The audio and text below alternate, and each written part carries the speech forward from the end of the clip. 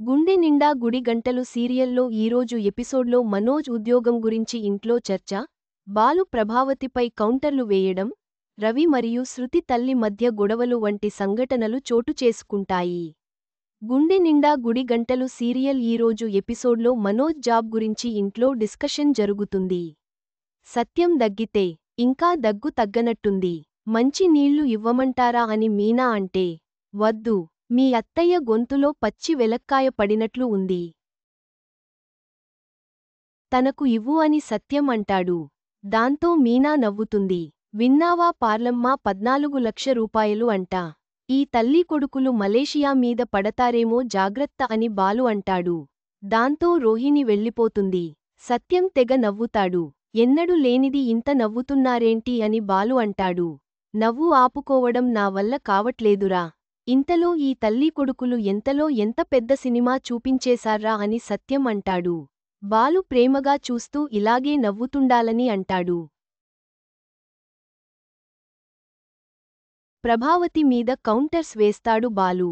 సత్యం, బాలు, మీనా నవ్వుతారు. మనోజ్, ప్రభావతి అవమానంగా ఫీల్ అవుతారు. మరోవైపు రవి దగ్గరికి శృతి తల్లి వెళ్తుంది. నువ్వు చేసింది బాగోలేదు. మీ బాగు కోసమేగా ఆలోచిస్తున్నాం. దాన్నెందుకు తప్పు పడుతున్నారు? మీకు గ్యాప్ రావాలని ఎందుకు చూస్తాం? మీరు విడిపోతే మాకేం వస్తుంది చెప్పు అని అంటుంది. ఇక్కడ వద్దు, మా ఇంటికి రండి అక్కడ మాట్లాడుకుందాం. ఇక్కడ వద్దు అని రవి అంటాడు. మీకు కావాలంటే ఇంతకంటే మంచి రెస్టారెంట్ పెట్టిస్తాం. మీ ఇద్దరి గురించి మేము చాలా ప్లాన్ చేసుకున్నాం అని శృతి తల్లి అంటుంది. అర్థం చేసుకోండి, ఇది కరెక్ట్ ప్లేస్ కాదు అని రవి అంటాడు. నువ్వే అర్థం చేసుకోవట్లేదు మిమ్మల్ని. మా ఆశ అంతా మీ ఇద్దరు సంతోషంగా ఉండాలనే అవమానించాలని కాదు అని తల్లి అంటుంది. ఇంతలో వెయిటర్ వచ్చి కస్టమర్ వెయిట్ చేస్తున్నారని చెబితే అతనిపై శృతి తల్లి శోభన కోప్పడుతుంది. దాంతో వెయిటర్ను రవి పంపించేస్తాడు. ఇక రవి ఎంత చెప్పిన శృతి తల్లి సొంత కొడుకులా చూస్తున్నాం అంటూ నిలదీస్తూనే ఉంటుంది.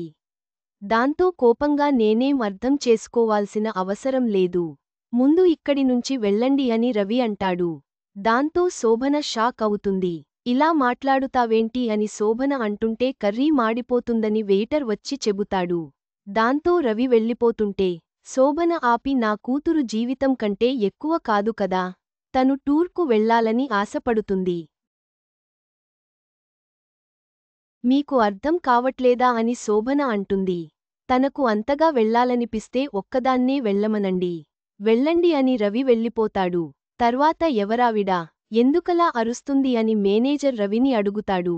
ఆవిడ మా వైఫ్ వాళ్ళ అమ్మ, అత్తయ్య అని రవి అంటాడు. ఏదైనా ఉంటే ఇంట్లో చూసుకోండి, ఇలాంటివి జరిగితే జాబ్లో నుంచి తీసేయాల్సి ఉంటుందని మేనేజర్ వార్నింగ్ ఇస్తాడు. మరోవైపు రోహిణిని వెళ్లి 14 లక్షలు కడితే మనోజ్కు జాబ్ వస్తుందని ప్రభావతి అంటే, డబ్బు కట్టకుండా తెచ్చుకుంటేనే విలువ ఉంటుంది, అదేదో ఇక్కడ చేసుకుంటే బాగుంటుంది కదా రోహిణి అంటుంది.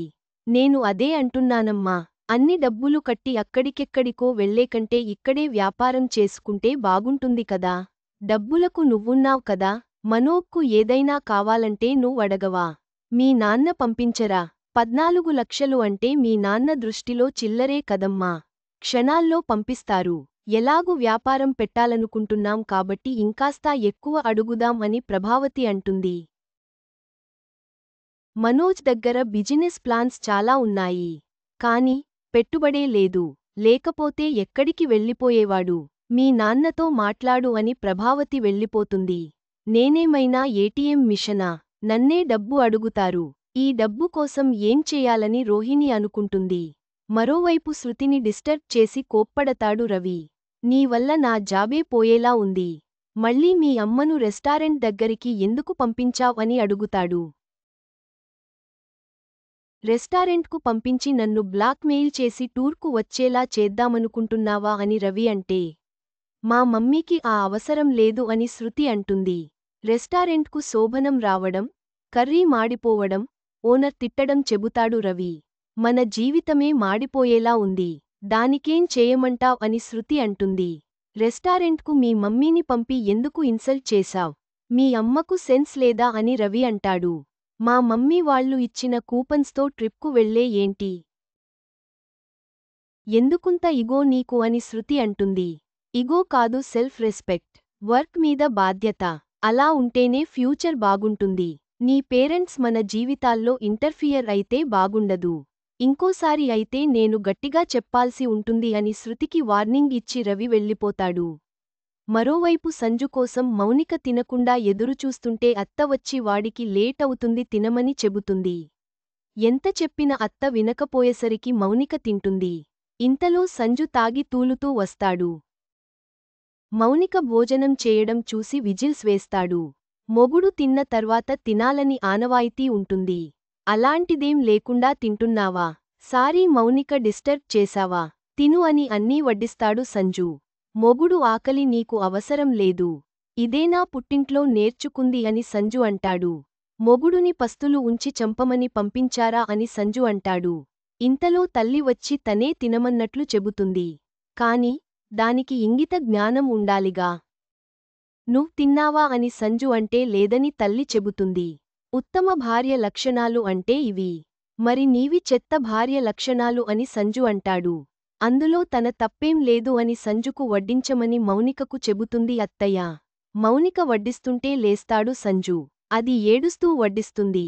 అది చూస్తేనే తినాలనిపించట్లేదు. ఇంటికి రావాలంటేనే నాకు చాలా చిరాకుగా ఉంటుందని అన్ని ఎత్తేసి వెళ్ళిపోతాడు సంజు. బాధపడకమ్మా, నువ్వు ఎదురుచూస్తుంటే నేనే వచ్చి చెప్పి తొందరపెట్టి తప్పు చేశాను. వాడు వస్తానడుకోలేదు. రోజు రోజు మృగంలా తయారవుతున్నాడు అని అత్త అంటాడు. ఇదంతా మా అన్నయ్య మీద కోపం. ఆ దేవుడు ఎంతకాలం పరీక్షిస్తాడో అని మౌనిక అంటుంది. మరుసటి రోజు ఎండగా ఉంది, ఆటో ఆపు అని తన ఫ్రెండ్కు రోహిణి చెబుతుంది. ఇంతలో బాలు ఆటో వేసుకుని వస్తాడు. అది చూసి రోహిణి షాక్ అవుతాడు. బాలు కూడా అవాక్కవుతాడు. రోహిణి ఏం మాట్లాడకుండా ఆటో ఎక్కుతుంది. ఎప్పుడు వీళ్ళు దొరికేవారు, ఇప్పుడు నేను దొరికాను, ఏంటో అని బాలు అనుకుంటాడు. ఇదేంటి, మరి అదేమైంది అని రోహిణి అంటుంది. ఆటో ఇది ఉంటే అది లేనట్లు. నేను డ్రైవర్, మీరు కస్టమర్. ఇంతకన్నా డీటెయిల్స్ ఎందుకు అని బాలు అంటాడు. ఇది ఎప్పటినుంచి అని రోహిణి అంటే ఇప్పటి నుంచే అని బాలు అంటాడు. ఇవాల్టి నుంచా అని రోహిణి అంటుంది. వాళ్ళిద్దరూ మాట్లాడుకునేది రోహిణి పార్లర్ ఫ్రెండ్కు అర్థం కాదు. ఇతను మీకు తెలుసా అని రోహిణిని అడిగితే తెలియదని చెబుతుంది. ఎంత తీసుకుంటావ్ అని ఫ్రెండ్ అంటే 200 అని బాలు అంటాడు. దాంతో ఆమె బేరం ఆడుతుంది. చిరాకు తెప్పించకు, నాకు మైండ్ బ్లాక్ అయిందని ఫ్రెండ్తో రోహిణి అంటుంది. ఎందుకు, ఎప్పటినుంచి అని ఫ్రెండ్ అంటుంది. ఆటో ఎక్కినప్పటి నుంచి అని రోహిణి అంటుంది. ఈ పార్లమ్మ ఇంట్లో చెబితే నా పని అయిపోతుంది. నాన్నకు నా మొహం చూపించలేను, ఎలాగోలా మ్యానేజ్ చేయాలి అని బాలు అనుకుంటాడు. రాజేష్కు కాల్ చేసి నా కారు వెంకటేష్ తీసుకెళ్లాడు. తీసుకొచ్చాడా అని బాలు అంటే నీ కారు అమ్మేశావ్ కదరా అని రాజేష్ అంటాడు.